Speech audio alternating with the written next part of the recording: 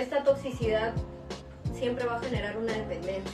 Ya no puedes ver más allá de lo que la persona a la que tú admiras o la tienes como un ídolo inclusive, porque este tipo de toxicidad también genera dependencia y al final se traduce en que estás idolatrando a esta persona porque no hay más voz ni voto que lo que te diga tu líder. Sí.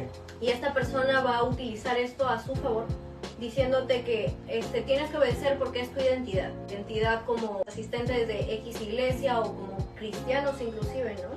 Es como tú dices, ¿no? Como una relación tóxica.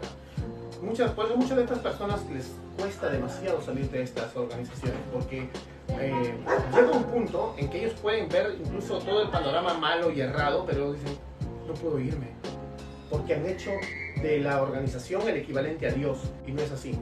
Se usa mucho también las emociones, es una manipulación psicoemocional, ¿no? Para que las personas simplemente a la hora de tomar una decisión no la puedan tomar, o si la toman les va a costar muchísimo. Mucha gente que ha salido de este tipo de iglesias o organizaciones les ha dolido en el alma. Y yo recuerdo, yo salí de una iglesia que yo quería mucho, que aún quiero mucho a los hermanos, pero me dolió bastante, pero sí había muchas cosas tóxicas. A veces hay que decidir, ¿no? Como cortarte el brazo, como dice Jesús, arrancarte el ojo. A mí me pasó. Otras veces, esto sí no lo hicieron mucho conmigo, pero sí con algunos amigos, ya no son tan amables, sino que usan la amenaza y el miedo. A un amigo le dijeron que si él se iba de la organización, se iba de la iglesia, él estaría bajo maldición y perdería su salvación. O sea, porque se saldría de la cobertura del pastor. Entonces al pasar esto, a este chico le dieron pesadillas, taquicardias, o sea, le dieron ataques de pánico de solo pensar que tenía que salir de la organización. Gracias a Dios salió, y ahora es pastor bautista, gracias a Dios. Ay, qué bueno. Pero fue horrible su transición de la iglesia carismática donde estaba al salir. Fue un disparo de amenazas y miedo que le pusieron. También otra cosa que es peor es que utilizan la Biblia fuera de contexto, especialmente del Antiguo Testamento. Esto me asusta porque si tú vas a usar la Biblia para manipular a las personas, lamentablemente, recuerden esto, están viendo, lamentablemente, es que está haciendo esto de repente no con mala intención, porque así le enseñaron a manipular y simplemente como lo manipularon, él vuelve a manipular, es un falso profeta, porque estás haciéndole decir a Dios algo que no dijo. Te voy a leer un patrón de las mentiras en las organizaciones religiosas en este sentido de la manipulación. Y este versículo es relevante. Pasó en el siglo I y pasa ahorita. ¿Qué diría un humanista defensor de las iglesias tóxicas al leer esto? Jeremías capítulo 5, verso 30. Dice, cosa espantosa y fea es hecha en la tierra. Los profetas profetizaron mentira y los sacerdotes dirigían por manos de ellos, y mi pueblo así lo quiso. Y finalmente una pregunta retórica, ¿qué pues haréis cuando llegue el fin? En ese tiempo había falsos profetas que estaban creando toda una imagen, una atmósfera de doctrinas falsas, y los sacerdotes del pueblo de Dios estaban enseñando lo falso. Por seguir la Torá, estaban siguiendo lo que dicen los falsos. Y los que se hacen llamar pueblo de Dios decían amén. Es igualito que ahora, porque no conocen otro cristianismo. ¿Esas doctrinas falsas los van a salvar? Es una cosa como me acuerdo que un hermano hace años me dijo, son errorcitos nada más, no son errorcitos. Es que muchas veces estas prédicas o versículos sacados de contexto alimentan su carne, pues, ¿no? Sí, luego. Te hacen crecer, te hacen sentirte importante y no está mal, obviamente, ¿no? Pero no es lo que la Biblia trata de hacer con nosotros, porque si vemos en el Antiguo y el Nuevo Testamento, sabemos que la única forma en la que nosotros contribuimos a nuestra salvación es siendo pecadores. Exacto. Y la única forma en la que la Biblia es como que una fuente de salvación para darnos cuenta de esto es que por gracia, pues, porque Dios te lo regala, pero eso conlleva arrepentirte, eso conlleva morir a ti mismo, eso conlleva cortarte el brazo, pues, ¿no? Que es muchas veces lo que la gente no quiere hacer. Eso es ser radical realmente. Nosotros podemos estar en un montón de actividades, un montón de cosas, eso no es ser radical. Y tú, líder, pastor, que no quieres que tus ovejas lean cosas de otros pastores, entonces lee tú, pues, ¿no? Claro. Como que instrúyete. Sí. Medita lo que estás escuchando.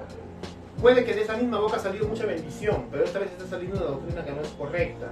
Entonces, no solamente porque es el pastor que admiro, no le voy a decir, wow. Tengo que examinarlo todo y retener lo bueno. Justamente hablando del ego, una iglesia tóxica manipula, como tú decías, para hacerte sentir importante, pero no en Cristo, ¿no? Yo me puedo sentir importante porque Cristo es mi identidad y nadie me puede derrotar. Amén, eso está bien. Pero no, ellos quieren una identidad propia, como si fueran de un club, y esa identidad te hace creer que eres como les dije hace rato, mejor que otros. Y eso de ahí viene a frustrar mucho, porque muchos jóvenes cuando se dan cuenta que realmente en sus vidas ellos no son parte de un gran movimiento, es posible que se vayan al mundo, porque toda esa identidad que crearon era un cascarón, era una burbuja que se revienta, ¡ping! Y eso es triste. Y sobre todo que cuando te hacen creer que eres especial y no en Cristo, también es peligroso porque si es que esto lo interioriza el mismo líder, en caso de que haya algún tema de pecado o alguna falta hacia un hermano, lo tapan porque te hacen creer que eres indispensable en esta organización y por miedo a que ya no esté esta persona indispensable, lo callan o digan internamente como que ya se arregló, ya hay perdón, pero sabemos que todo hay consecuencias, pues, ¿no? Entonces sí. Lo importante de creer que nuestra identidad está en Cristo es que seguimos siendo pecadores, pero la diferencia está en que si tú crees que lo importante está en Cristo es que te vas a arrepentir y vas a tener una vida de arrepentimiento. Si tu pastor está guiándote bíblicamente, va a haber una restauración bíblica, claro. Obviamente sin cubrir el pecado, ¿no? Sí. Y si es que no es así, caen pero no les dicen nada.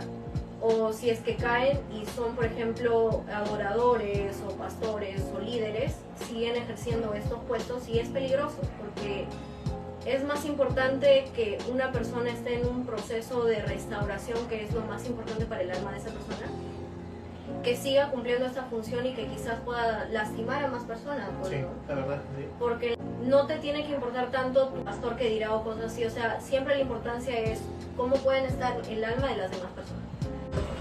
Estamos leyendo algunos artículos del Christian Research Institute y también del Ministerio PROVE, Ministerios de Apologética norteamericanos, donde hablan acerca de estos casos. Mira, justo lo que mencionas, ¿no? Muchos casos, muchas iglesias, diferentes denominaciones, no todos son la misma denominación, unos son pentecostales, reformados, en bautistas, en varias denominaciones, o sea, no pasa en una, pero sucede esto: pastores que caen en adulterio, por ejemplo, y que no los disciplinan y siguen pastoreando, líderes que caen en pecados graves y luego los siguen siendo líderes, incluso los ponen de pastores, ¿no? ¿Te das cuenta? Pastores que tienen hijos que están en una caravana de pecados y cuando llega el tiempo, estos hijos son declarados pastores y heredan el trono. O sea, están zurrando los requisitos del obispo de 1 Timoteo. Los pastores tienen que ser intachables. Cuando un pastor cae en adulterio o un pastor permite que su hijo adúltero sea el próximo pastor, ya no es intachable, ya su ordenación se pierde. Un pastor no va a ser un hombre que va a estar flotando en el aire de la perfección, pero justo hay requisitos que no se deben romper. Lamentablemente este tipo de testimonios malos destruye todo eso, y lo peor de todo es que trae daño a mucha gente, porque cuando un pastor ha hecho daño a las personas y lo dejan en el mismo puesto de pastor, donde no hay una asamblea que discipline, donde no hay un pastor que tenga un grupo de diáconos o un consistorio o un presbiterio que vele por su salud espiritual, ¿a quién le va a pedir cuentas a este pastor? Va a terminar mal. Pero cuando un pastor está solo, primero que puede caer en pecado, como vemos, y cuando cae en pecado él mismo se lo puede tapar. El gobierno de la iglesia debe ser un gobierno de ancianos. El pastor principal siempre va a recibir la honra, pero no puede trabajar solo.